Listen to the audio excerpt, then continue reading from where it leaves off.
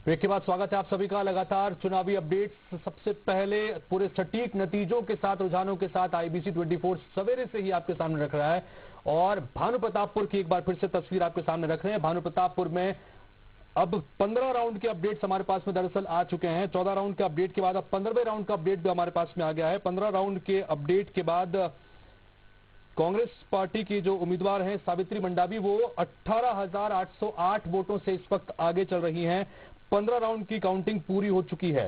52,000 से ज्यादा वोट अब तक के कुल जो 15 राउंड की काउंटिंग हुई उसमें हासिल कर चुकी हैं और 14वें के बाद अब 15वें राउंड की काउंटिंग में भी भानु प्रतापपुर से कांग्रेस पार्टी की उम्मीदवार आगे चल रही हैं 18,000 वोटों से और ये एक बड़ी जीत की तरफ लगातार कांग्रेस पार्टी की उम्मीदवार आगे बढ़ती नजर आ रही है। तो दूसरी तरफ हिमाचल प्रदेश में अब लगभग ये तय हो गया है। रुझान ये बता रहे हैं कि कांग्रेस पार्टी सत्ता पर काबिज होने जा रही है और जिस तरह की रवायत और वहां पर रहा है परंपरा, एक बार फिर से वहां पर जनता ने सरकार को बदलने का फैसला सुना है। तो दूसरी तरफ गुजरात में 27 साल से सत्ता पर काबिज भारतीय जनता पार्टी एक बार फिर से प्रचंड बहुमत के साथ 158 सीटों पर इस वक्त आगे चल रही है और एक बार फिर से सत्ता पर काबिज होने जा रही है। कांग्रेस पार्टी और आम आदमी पार्टी के लिए गुजरात के नतीजे हैरान और परेशान करने वाले हैं। इस बीच हमारे साथ में स्टूडियो में नितिन भंसाली जी जुड़ गए हैं, अब जो कि कांग्रेस पार्टी के प्रवक्ता हैं। उनसे बात करते हैं। भंसाली जी, हिमाचल प्रदेश के लिए भी बधाई और भानु प्रतापपुर के लिए भी बधाई, चूंकि नतीजे और रुझान जो है वो बता रहे हैं कि जीत लगभग तय होने की स्थिति में है, लेकिन गुजरात के जो परिणाम है वो हैरान परेशान करने वाले हैं। ओवरऑल जो चीजें हैं, क्या आपका आकलन? देखिए व्यास जी, गुजरात के विषय में ये आकलन है कि गुजरात का चुनाव कांग्रेस वर्सेस बीजेपी नहीं हो रहा था। गुजरात का चुनाव कांग्रेस वर्सेस देश के प्रधानमंत्री नरेंद्र मोदी और कांग्रेस वर्सेस देश के गृह मंत्री अमित भाई शाह, इनके साथ हो रहा था। प्रधानमंत्री और गृह मंत्री ने सारे देश के सारे कामों को, विकास को, जरूरत की चीजों को छोड़कर पूरा फोकस जो है वहां पर किया।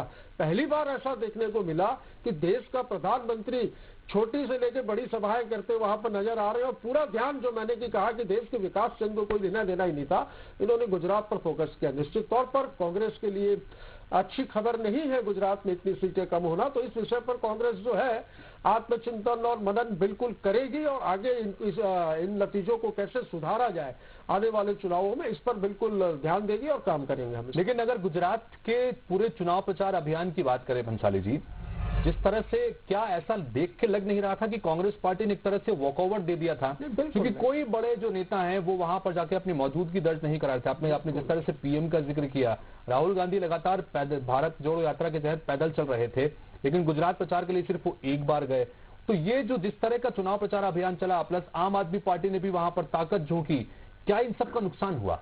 देखिए, राहुल गांधी जी की यात्रा को हमेशा बार बार सारे चैनल्स में हम डिबेट में जा रहे हैं तो ये बातें आ रही कि राहुल गांधी जी क्यों नहीं गए। तो राहुल गांधी जी का जो ये प्रोग्राम था, ये चुनाव अनाउंस होने के पहले ही बन चुका था और ये जो एक अभियान है भारत जोड़ो यात्रा, ये भारत जोड़ने के लिए निकली। उसके बीच में से भी एक दिन यात्रा को ब्रेक देकर राहुल गांधी जी ने वहां पर जनसभाएं दी और बाकी कांग्रेस के सीनियर लीडर्स भी लगातार गुजरात का दौरा किए थे। और मोदी जी ने एक बात कही थी चुनाव से पहले कि कांग्रेस साइलेंट प्रचार कर रही है। मोदी जी को भय था, पिछले बार जो कांग्रेस के जो रिजल्ट थे बिल्कुल नेक टू नेक फाइट थी कांग्रेस और बीजेपी के बीच, तो मोदी जी को इस बात की शंका थी कि मेरा होम स्टेट है, मैं प्राइम मिनिस्टर और मैं मोदी हूँ। तो उस वजह से उन्होंने जो है अपना पूरा तन मन धन बल सारा सब कुछ जो होता है उन्होंने वहां गुजरात में लगाया। और देखिए, जनता जनार्दन है, जनादेश यदि बीजेपी को दिया तो हम स्वीकार करते हैं, जनादेश बीजेपी को दिया है तो। पर साथ ही ये अगर कोई कहता है कि कांग्रेस चुनाव हारेगी, कांग्रेस चुनाव हारी होगी गुजरात में, हौसला नहीं हारी है। हम हमारी लड़ाई जारी रखेंगे और हमारा टारगेट जो है 2023 तो छत्तीसगढ़ में हम 71+ पे काम कर रहे हैं, पर 2024 में केंद्र में ये जुमलेबाजों की सरकार को किस तरीके से सत्ता से बेदखल करना है, कांग्रेस उस वक्त काम कर रही है। लेकिन गुजरात, जैसा आप बता भी रहे हैं, गुजरात के नतीजे इस तरफ इशारा कर रहे हैं, जैसा आपने भी जिक्र किया और हमने भी चुनाव प्रचार अभियान को देखा कि प्रधानमंत्री अगर 31 वहां पर रैलियां कर रहे हैं और 5 से ज्यादा उन्होंने वहां पर रोड शो किए हैं, तो कुल मिलाकर आज भी कांग्रेस पार्टी के सामने सबसे बड़ी चुनौती नरेंद्र मोदी के चेहरे के रूप में है, क्योंकि वहां पर पार्टी ने नरेंद्र मोदी के चेहरे पर चुनाव लड़ा। यहां तक कि मुख्यमंत्री भूपेंद्र पटेल तक का कहीं जिक्र नहीं होता था।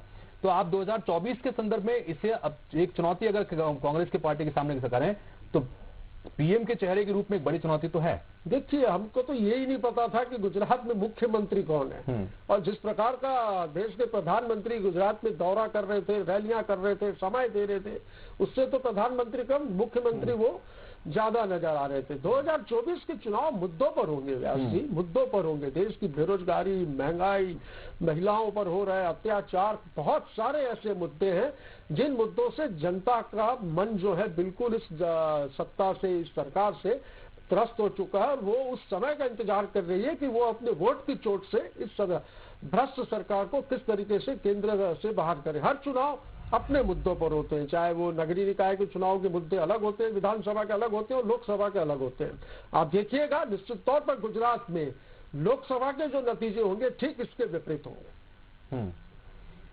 हिमाचल प्रदेश के संदर्भ में क्या, मैं छोटा सा संक्षेप में आपसे जानना चाहेंगे कि हिमाचल प्रदेश में जो जीत है, क्या इसको कांग्रेस पार्टी एक संजीवनी के रूप में देख रही है आगे आने वाले समय? देखिए, हिमाचल प्रदेश में तो भूपेश बघेल की सरकार का छत्तीसगढ़ का मॉडल जादू कर गया।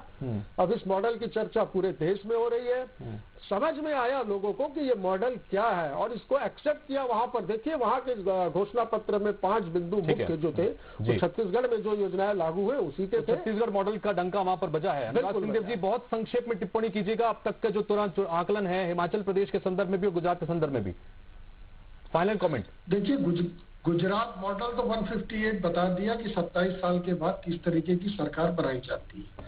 दूसरा रहा हिमाचल का, तो हिमाचल में रिवाज है, और जहां तक ये मॉडल की बात कर रहे हैं, ये पेंशन, ओल्ड पेंशन स्कीम लागू करेंगे और पैसा केंद्र से मांगेंगे, यही इनका मॉडल। छत्तीसगढ़ में लागू किया, पैसा केंद्र से। तो अनुराग सिंहदेव, गुजरात में तो मानते हैं कि गुजरात मॉडल का जादू चला है, लेकिन हिमाचल प्रदेश में छत्तीसगढ़ का मॉडल नहीं चला है, वो वहां की रवायत रही है। चलिए, बहुत बहुत शुक्रिया आप दोनों का स्टूडियो में शामिल जुड़ने के लिए, और इससे पहले घनश्याम जी भी जुड़े थे, उनका भी बहुत बहुत शुक्रिया। तो इसी के साथ फिलहाल यहाँ पर छोटे से ब्रेक के लिए रुक रहे हैं, और ब्रेक के बाद भी अपडेट्स लगातार जारी हैं। चूंकि तस्वीर लगभग साफ हो चुकी है, लेकिन अभी पूरी तरह से अपडेट सामने आएंगे। हिमाचल प्रदेश की फाइनल आंकड़े कहां जाकर बैठते हैं, इसका इंतजार होगा। और गुजरात में बम्पर जीत के साथ बीजेपी की सत्ता में आना तय हो गया है। भानुप्रतापपुर में 19 राउंड की काउंटिंग है, अब तक 15 राउंड की काउंटिंग हो चुकी है। 18,000 से ज्यादा वोटों से इस वक्त सावित्री मंडावी आगे चल रही हैं। पल पल का अपडेट लगातार जारी है। छोटे से ब्रेक के लिए रुक रहा है।